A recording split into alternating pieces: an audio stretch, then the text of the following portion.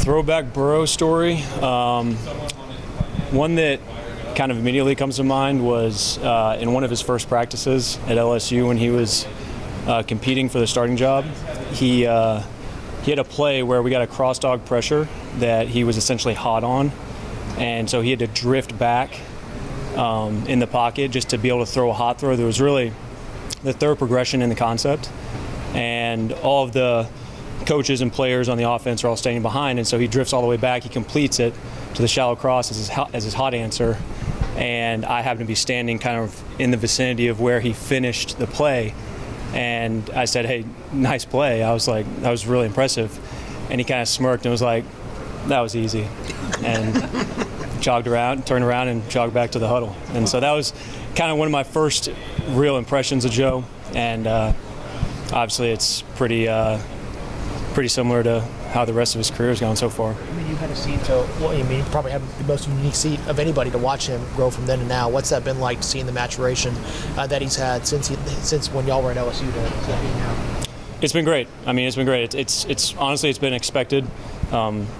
We all thought that Joe was a really, really good quarterback whenever we got him at LSU, and to see his maturation process and how much better he's gotten from year to year has been really, really fun to see. How much do you feel like your time at LSU did help you understand him as a person before you even got here? Is that helpful, or is it just kind of just part of the story of how you guys know each other? No, I definitely think it helped. Just in terms of learning about the person and kind of his likes and dislikes early on was definitely something that was beneficial to me as we reconnected back up in Cincinnati. Yeah. Pitch has gotten a lot of credit for what Jake did, but obviously you were probably a big part of that as well. At what point did you feel like Jake could do some of the things he wound up doing?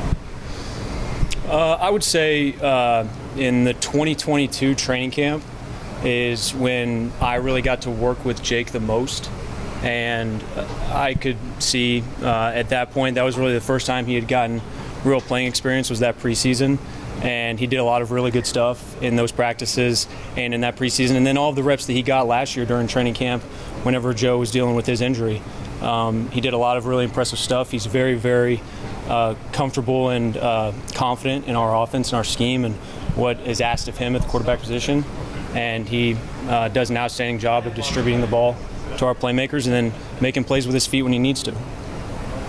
You've been really close with the receivers and over the last few years. What's it been like kind of watching them? What's been the biggest takeaway being around those guys on a regular basis? The unselfishness. It's an uncommon group in that instance that everybody really cares about everybody else in the room. You got a bunch of really talented guys that aren't just looking out for themselves, and in order to have a successful passing offense, you need everybody to kind of be pulling their weight within each passing concept, and all of those guys, as talented as they are, they have no issue doing whatever job is asked of them. What is going to be the biggest difference between your role now as opposed to when you were the assistant quarterbacks coach that you anticipate?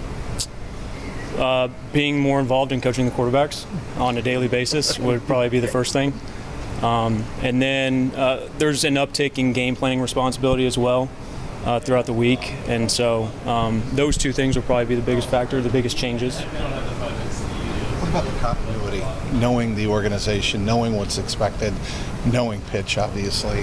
How does that help you? It's huge. Having somebody that has been has run that room for the last 4 years, the way the pitch has, I feel like I've learned an incredible amount from him and from Brian and from Zach. And so being able to lean on those guys is definitely something that I'm very happy that I have the ability to do. And I'm really, really pleased with the continuity and having all of the guys that we've had for the last 5 years. Specifically, what particular ways have you been able to lean on pitch? There are tons of ways. When it comes to coaching each individual player, there are certain specifics that are involved with each guy that maybe it's things that the pitch has more experience in than I do, and maybe it's something that Callie, whenever he was here, could draw back on an experience that he had whenever he was a quarterback coach, and then Zac as well. And so just having those guys that have been in that position throughout their careers is something that's very beneficial for me. What was the process like for you, the uncertainty with Brian when he was interviewing? Obviously, Dan had interest across the league as well in his services. What was it like to watch that in the unknown of where you were going to be, where they were going to be? Yeah, I mean, well, first of all, I was really excited for them to get the opportunities that they were potentially going to get, both Pitch and Callie. I was really, first and foremost, excited for them. And then, yeah, there was a lot of anticipation on how it would affect me and potentially the career jump, I guess you could say, that it would potentially have for myself. That was something that I was, kind of waiting with anticipation. When you got the news, what was your first reaction? Just excitement and gratitude. Really, really grateful just for the opportunity that Zac and that our ownership family had entrusted in me, and just really, really happy and really grateful. Someone who's been in the room with Joe in terms of when you guys give him the game plan, what's unique about his process in terms of what is he like from his coaches and what is he not like? At the end of the day, Joe just wants people that are going to help put him in the best position to have success on the field. And so that can come in a number of different ways. But really, when it comes to scheme, he will be involved as much or as little as he wants or feels like he needs to be. And so just having an open ear and being willing to listen to his suggestions and what he might see as a good fit for that specific week is something that's valuable. How has working with Joe sharpened you and maybe more prepared for all your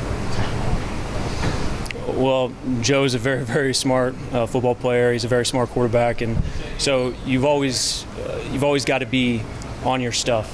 You have to be consistent every single day. You have to know what you're talking about. You have to maybe admit when you don't have the answer to a question that he has, and tell him that you'll get it as fast as you can. And being open and honest. And there's certainly an element of Joe enhancing the coaches that are around him. We saw that Jake got tendered by the team today. What's probably the thing he doesn't get enough credit for how well he did last season?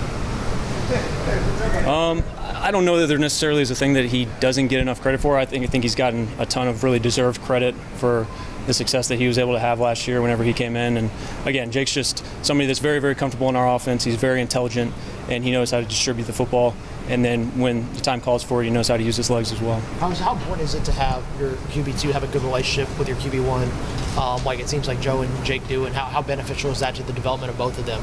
It's a big piece of it. It's honestly it's part of the evaluation process as you're here at the combine, for instance, is feeling out how a guy would mesh in your quarterback room, how he could potentially benefit the starting quarterback, and what that relationship would look like. That's a big piece of being the backup quarterback, and then obviously there's a developmental aspect to it as well.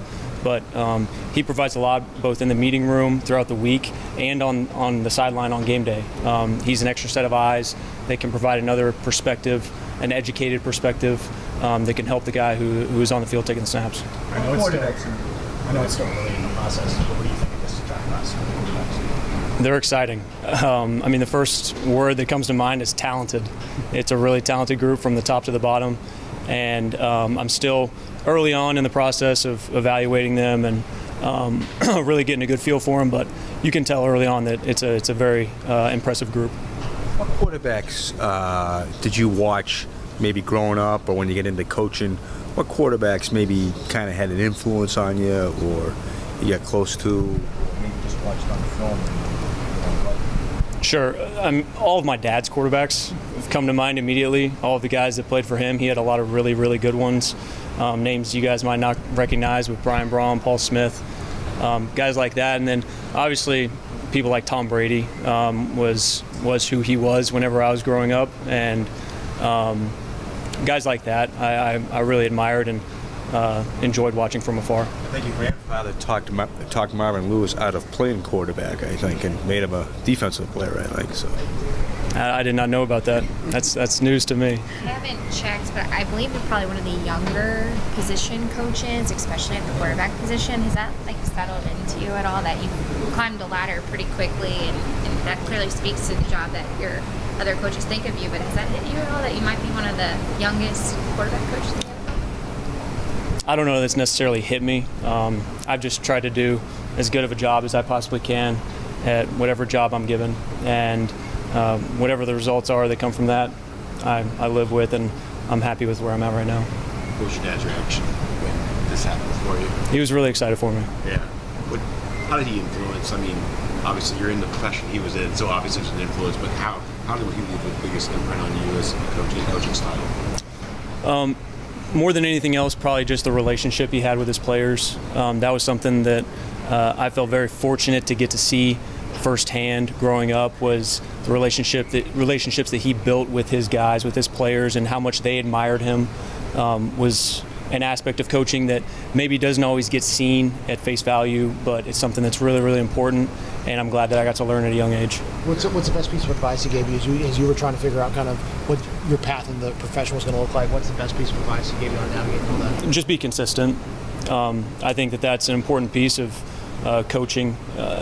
Being in the coaching profession is just being consistent in your work habits and being somebody that can be trusted, and somebody that is always going to put their best foot forward and try to do everything they can to help the team.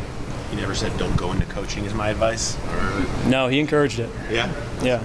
How's being as even-tempered as you are, how do you think that helps you?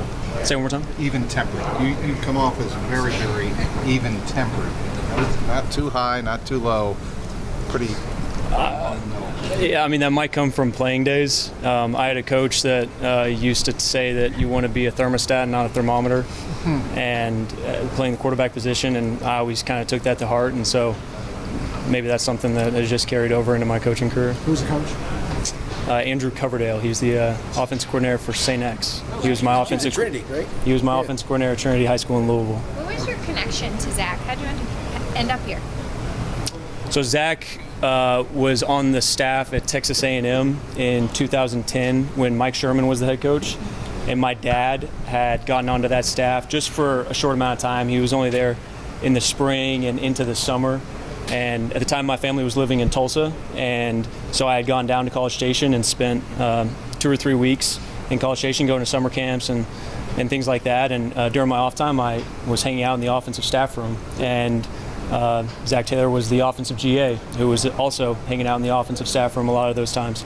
And so I got to build a relationship with him throughout all that. And then whenever I stayed in touch with him, and then whenever I was coming out of college and trying to get into coaching, he was the offensive coordinator at UC, and he was one of the first people that I hit up and was trying to get on at UC as a GA. It didn't work out back then, but was really happy to get to reconnect with him whenever he got to Cincinnati. What's different maybe about Zac Taylor, the GA, in College Station, to Zac Taylor, the head coach?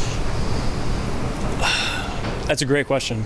I don't know that I could really specify certain things that are different. I think he's exceptional at both roles. And I think that maybe that's one of the reasons that he's such a great head coach, is because he still kind of has those GA roots, if you will, and he knows how to relate to people, especially guys that are in those roles. I can speak to being a guy who was in that role on his staff, and how he treated me as a head coach is not common. And so I think that he's just an incredible people person that knows how to connect with people and get the most out of them. Does he have a pretty remarkable talent at total recall or recall of different plays or situations? It seems. Yes. Yeah, he does. I mean, he can recall things from the football camp that I went to in College Station, Texas in July of 2009. And so, he has some pretty impressive recall.